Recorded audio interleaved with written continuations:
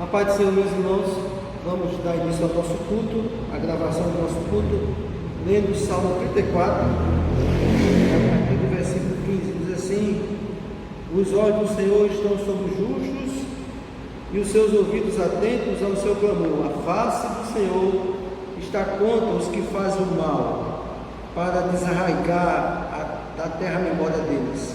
Os justos clamam e o Senhor os ouve e os livra de todas as suas angústias.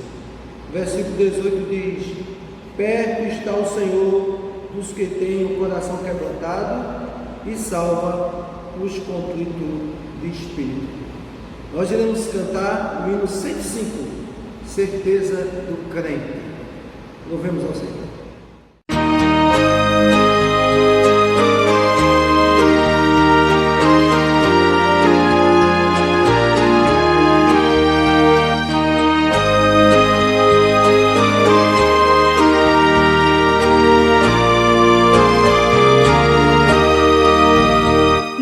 Sei porque de Deus o amor a mim se revelou, porque Jesus, meu Salvador, na cruz me resgatou.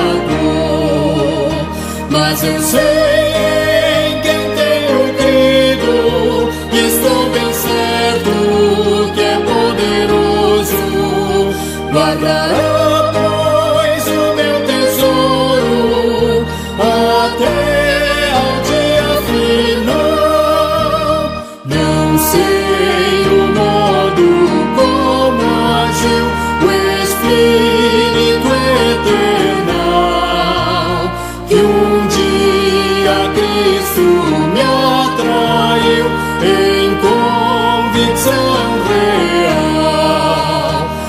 eu sei em quem tenho crido, e estou bem certo que é poderoso.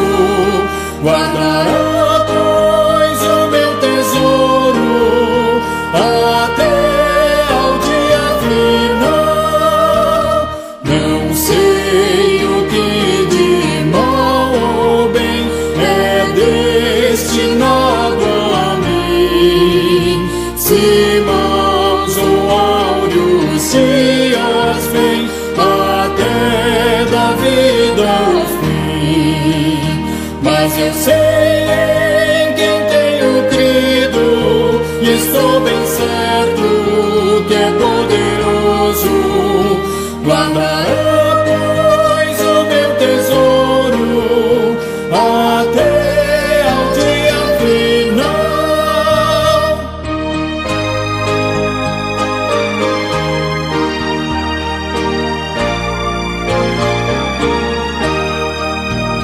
Não sei se ainda longe está ou muito perto vem a hora em que Jesus virá na glória que Ele tem. Mas eu sei em quem tenho crido, e estou bem certo que é poderoso. Guardará, pois, o meu tesouro até ao dia final.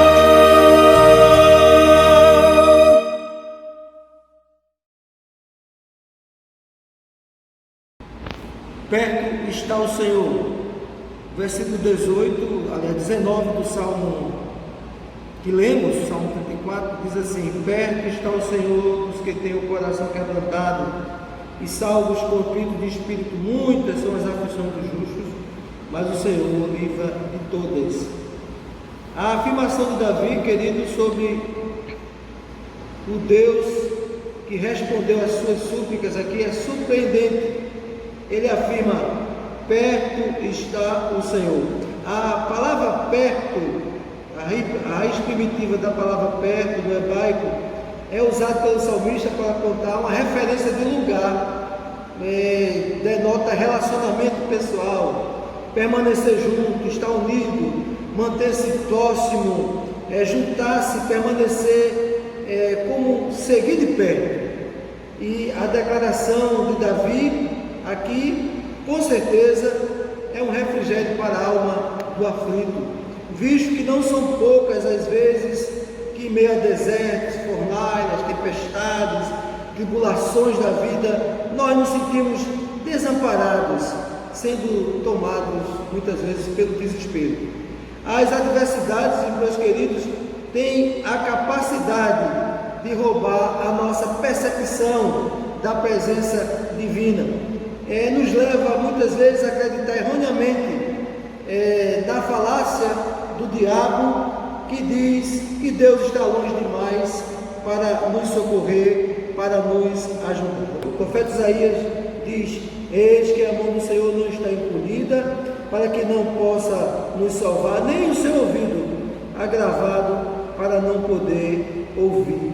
O próprio Davi diz em um dos seus salmos: cerca o meu andar e o meu deitar, e conhece os meus caminhos. Para onde fugirei do teu espírito? Ou para onde fugirei de tua face? O texto que lemos, irmãos, fala do rei Davi, foi escrito pelo rei Davi, da sua experiência, mas o personagem que nós queremos destacar nessa noite, nessa palavra, não é Davi, e sim Elias. Queria falar, irmãos, porque em dado momento do seu ministério, Elias entrou numa caverna para se esconder. E pode ser, irmãos, que muitas vezes, diante das dificuldades que se apresentam em nossa vida, também sejamos levados a entrarmos numa caverna com medo das dificuldades, com tristeza e achando muitas vezes que tudo está perdido. E quais lições podemos aprender com essa atitude de Elias? Diz o texto, 1 Reis 19, versículo 9: e ali entrou numa caverna. Algumas situações, irmãos, alguns ensinos que nós podemos destacar à luz do Salmo 34, onde Davi diz que o Senhor está perto. Podemos ver, em primeiro lugar, que a caverna aqui simboliza e simbolizou para Elias e para muitas pessoas o isolamento e a solidão. Elias, ao invés de procurar companhias, acabou por se isolar numa caverna. Em meio às crises, ao invés de muitas vezes buscarmos ajuda, nos afastamos das pessoas. A sua caverna pode ser o seu trabalho, pode ser a sua casa, em alguns casos, até mesmo a igreja. E se vou na igreja e não peço socorro, ficando isolado numa cadeira e indo embora, ainda que eu estivesse rodeado de pessoas, a minha atitude me levou a sentir-se só. Outra coisa, irmãos, que vemos aqui na atitude de Elias é que uma coisa é achar que estamos sozinhos e a outra coisa é estarmos de fato sozinhos. É interessante que Deus fala com Elias. Pergunta de Deus é: que fazes aqui, Elias? E ele, ainda assim, no verso 10 diz: eu fiquei só. Veja bem que interessante. Deus está falando com Elias naquela caverna, ele escuta a voz de Deus e ele diz para Deus: eu fiquei só. O medo de ser morto anulou de tal forma a percepção do profeta que ele não se deu por conta que Deus estava falando com ele. Deus estava presente, Deus estava falando com a sua pessoa, ele não estava só. Quem está com Deus, queridos, nunca está sozinho. Outra coisa que nós aprendemos naquele episódio do profeta Elias, quando ele entra na caverna, é que em meio ao nosso desespero e falta de fé, Deus insiste em falar conosco. Você pode estar com medo, sofrendo, e Deus sempre procura falar conosco. Fala de diversas formas, usa pessoas, usa eventos, usa um pregador, mas Deus, ele insiste a falar conosco. E Elias tenta justificar para Deus por qual razão entrou na caverna, e Deus pergunta a mesma coisa novamente. Da primeira pergunta ele diz: Elias, que faz aqui? Temos que pedir a Deus, irmãos, discernimento para ouvi-lo e parar de tentar justificar os nossos erros. Deus não quer desculpas. Deus espera de nós atitudes de obediência.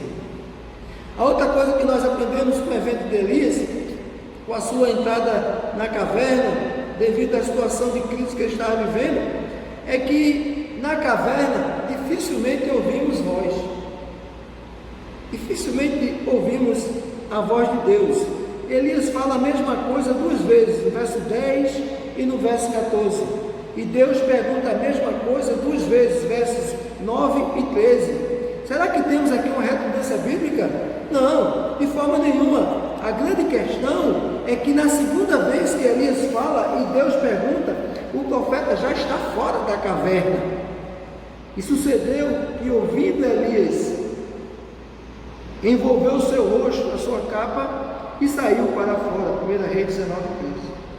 Deus nos convida, queridos, a sair da caverna, sair da solidão, sair do isolamento, sair da depressão, do desejo de suicídio, do sofrimento, e então assim ouviremos a sua orientação que traz ânimo e renovo.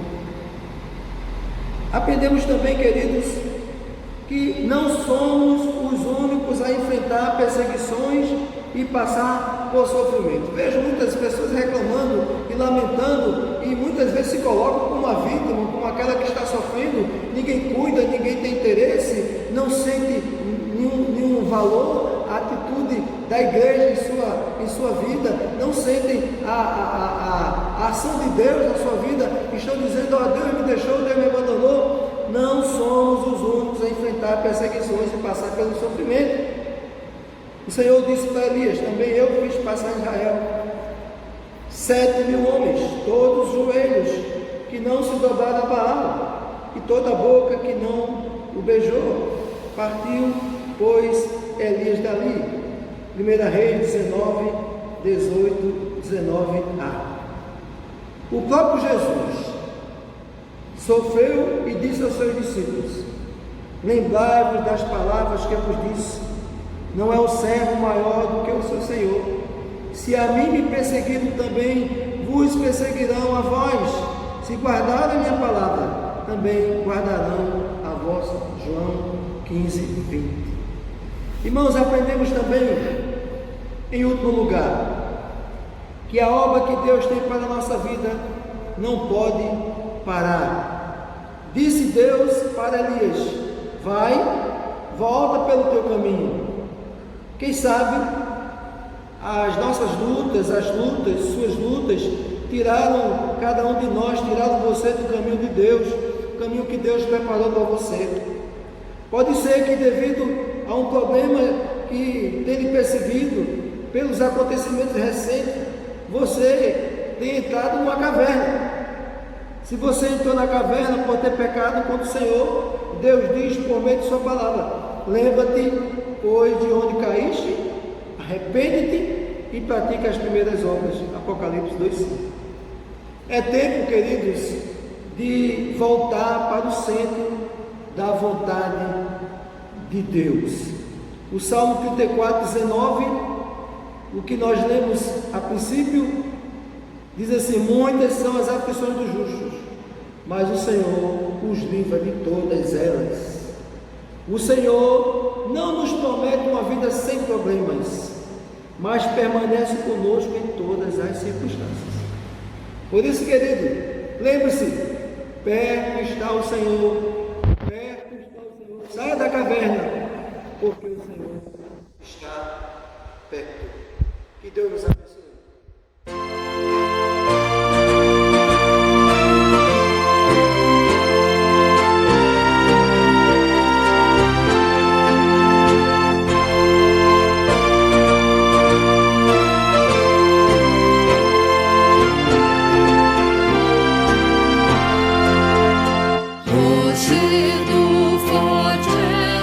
Senhor, refúgio na tribulação.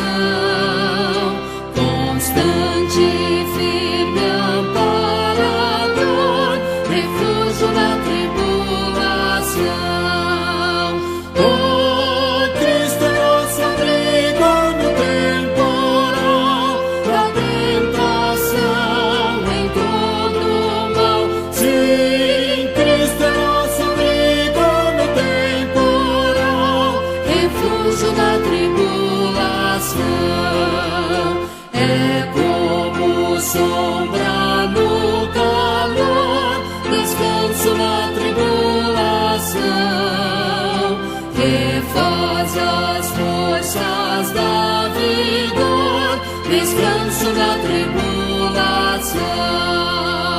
Oh, Cristo é nosso abrigo no temporal, na tentação, em todo mal. Sim, Cristo é nosso abrigo no temporal, refúgio na tribulação. Piloto bom no bravo mar, firmeza na tribulação. Ancoradouro singular, firmeza na tribulação. Oh, Cristo é nosso abrigo no temporal, na tentação, em todo mal. Sim, Cristo é nosso abrigo no temporal, refúgio na tribulação.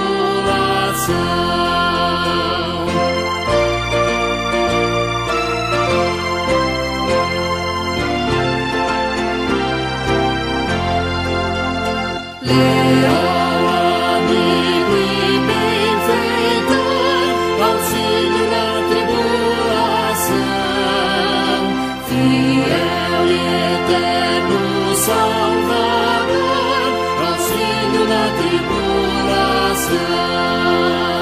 Oh, Cristo é nosso amigo no temporal, na tentação, em todo mal. Sim, Cristo é nosso amigo no temporal, refúgio na tribulação.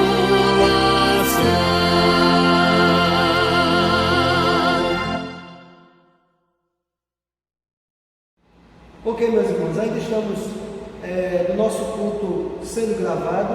Esperamos que nas próximas semanas tenhamos boas notícias para que voltemos às nossas reuniões. Agradecer aos irmãos que têm cuidado da igreja, que têm estado atentos, e quando eu falo atento é ouvindo sermões, repassando, lembrando outras pessoas que o culto está sendo gravado. A semana passada tivemos a nossa passeio, um momento muito gostoso, e também aqueles irmãos que têm contribuído, graças a Deus, pela vida dos irmãos, que não tem deixado a igreja desamparada, tem chegado junto. Louvamos pelos irmãos, pela vida dos irmãos, a Deus pela vida dos irmãos, e esperamos em breve poder estar juntos. Deus abençoe a cada um, boa semana e até a próxima oportunidade. Recebei a bênção.